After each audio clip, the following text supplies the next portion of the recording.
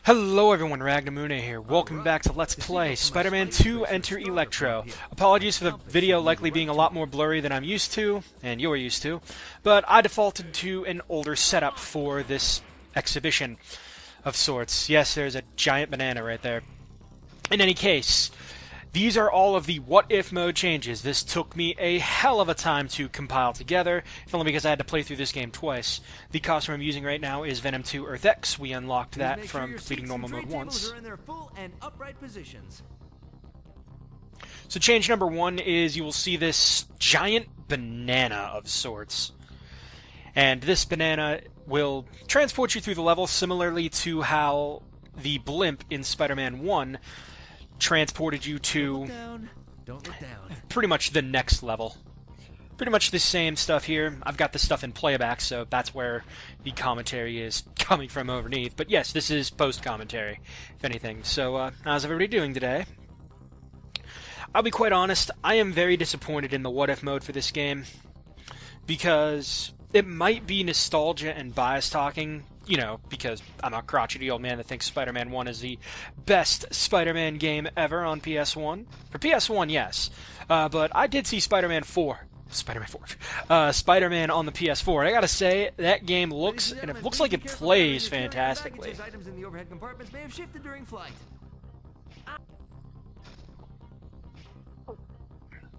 But yeah, very good looking game.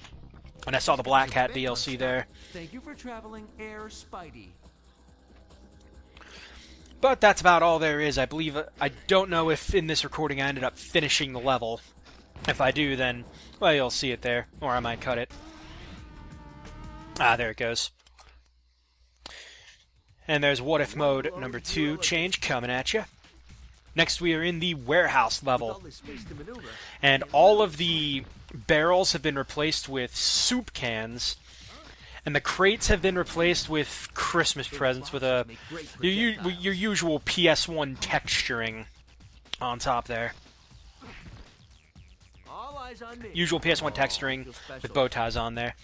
Pretty interesting change. Again, pretty underwhelming, but I did get a little bit of a giggle out of the soup cans.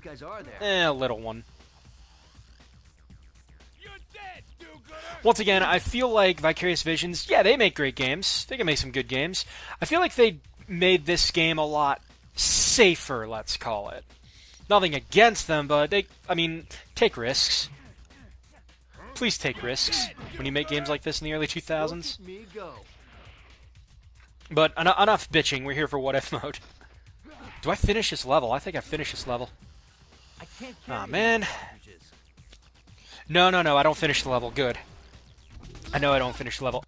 I think I was picking up to try and give a little more detail on what something was. Yeah, and you'll see my emulator speed up, little box in the corner there, because sometimes I'm a little impatient.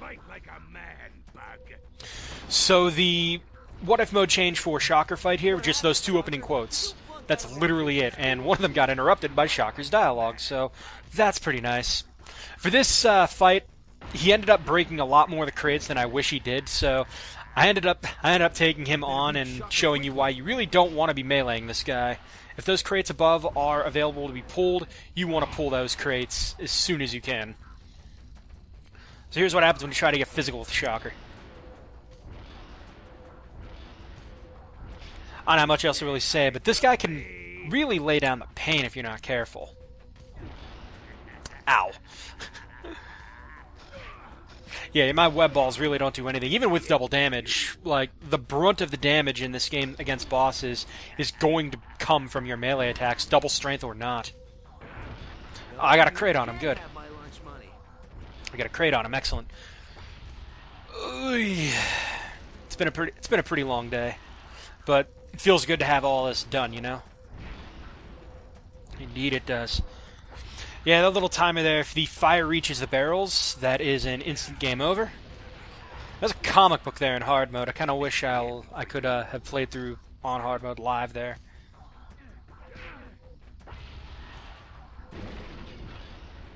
I don't remember if I win this fight. Because I'm getting down to the wire here. That's it, Shocker. Let it out. Bend. Don't know if that one's a change. Let's see, do I get him? Yeah, I do. Oh, good. I live with 0 health. Gotta love that quality programming there. Anyways, we're skipping ahead to Smokescreen. This is a very minor change, and just... this might as well paint why I'm a little disappointed. This one's just a basic texture change. The newspapers that were around the level here, they've been changed to these peeled, full, and sometimes empty banana peels, and it's a very minor change. One that you're likely not going to notice. Very minute, very change. I guess you could say this what if mode is going bananas.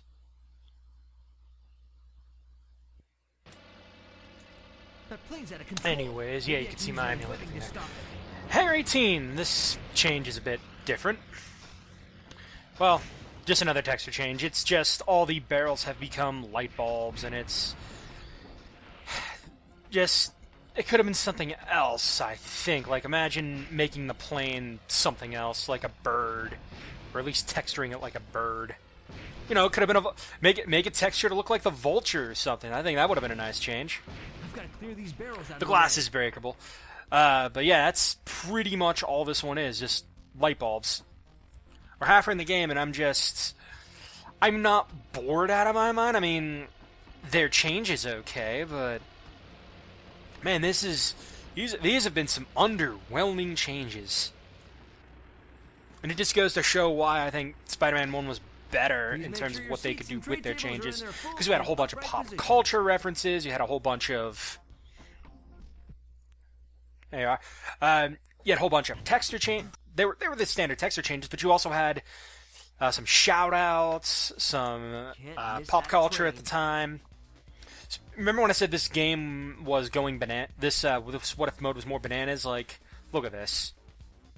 There's a giant banana in one of the cargo there, and the barrels in this one are also now bananas that explode, similarly to barrels. Just, come on, something more than bananas. Entertain me, for God's sake. Entertain me.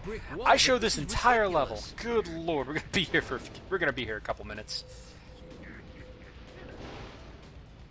Oh, shut up, Spidey. Some of these jokes he pops, there's a lot more cringe in Enter Electro, if I do say so myself. Hold still, punk. Where are you running to? Oh, man. While I'm in post-commentary here, this entire Sandman chase sequence I find is very annoying. Not unfair in a case, because you can fight him back, but he will regenerate full health, and you really don't get a whole lot of time.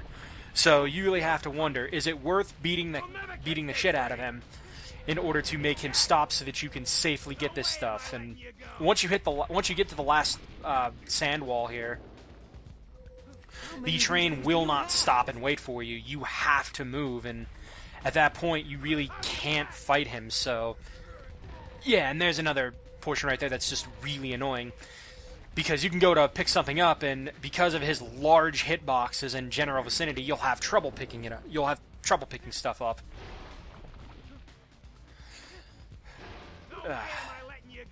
So yeah, I'm gonna have to wait until this goddamn part's finished. This is the 6th change. In total, there are 10 What If Mode changes.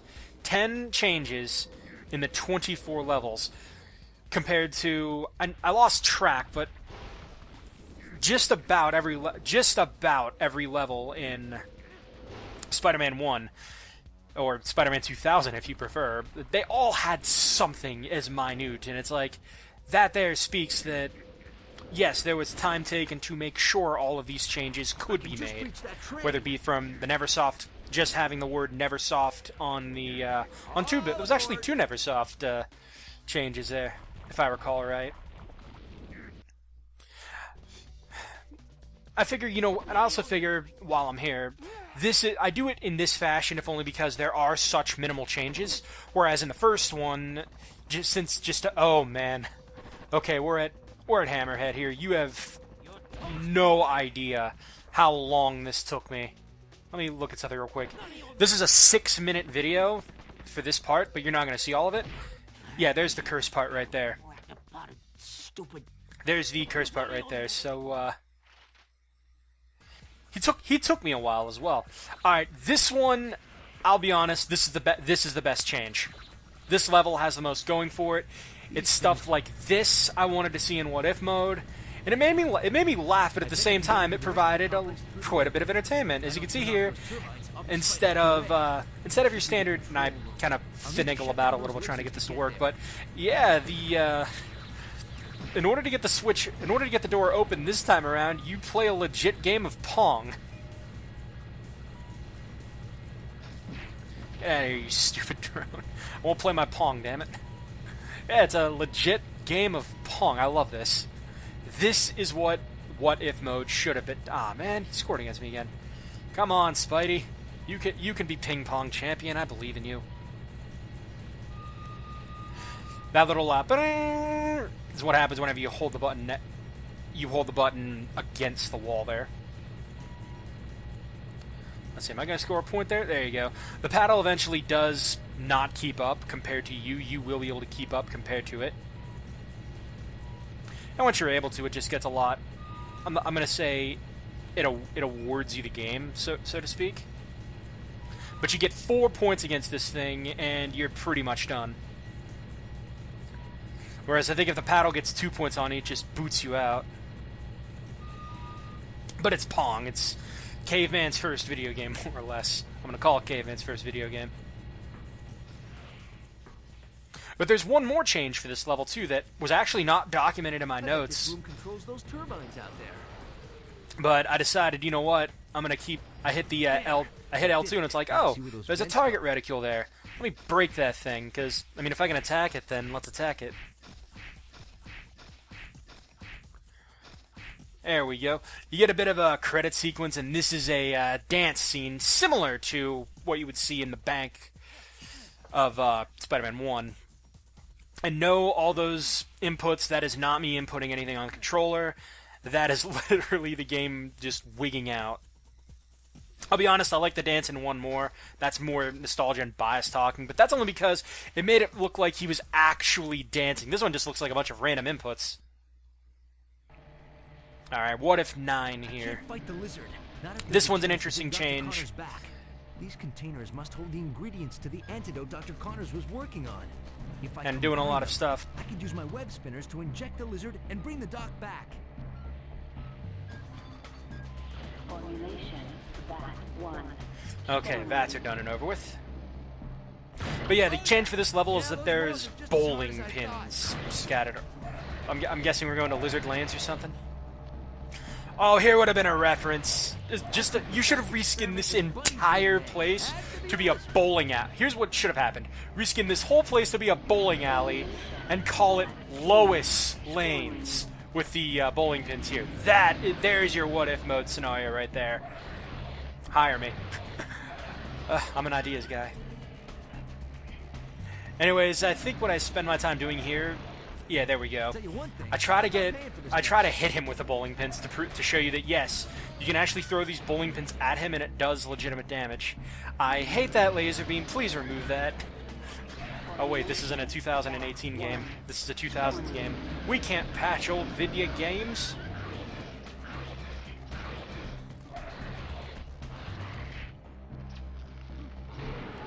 I get that most old... Hello. Just because I think I clipped through the crate there, I ended up getting out of his grab. Normally I was supposed to he was supposed to grab and throw. Thank you for the health. Alright, Spidey, finish this guy off. Oh look, bowling pin. See, it does quite a bit of damage. Alright, we're gonna finish him off the old-fashioned way, and punchies. See you later, Doc. And the final change here. This is at the end of the game where you fight Hyper Electro, Super Emeralds, and Chaos and Super Emeralds.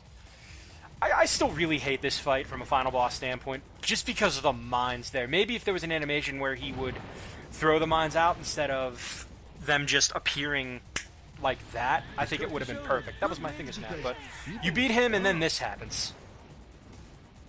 Ben says, thanks for playing. That's literally all there was, and that might as well just show, oh, and there you go, there's a confirmation that new costume has unlocked. That was my second playthrough of normal mode. So, I'm going to go ahead and pause the video right there. And, the next time we meet, you're pretty much going to be seeing... I don't know what we'll be doing in the next part. All I know is I have a lot of costumes to show off. Number one. I've also got a whole bunch of comic books I have left to collect because, dear God, I'm gonna hate collecting those godforsaken things. But on the off chance I decide not to, I'll show you all the cheat codes and just show you the comics that way. But knowing my kleptomaniac nature, I'm gonna be playing through this game 3 more times in the different modes just to get all the damn comics.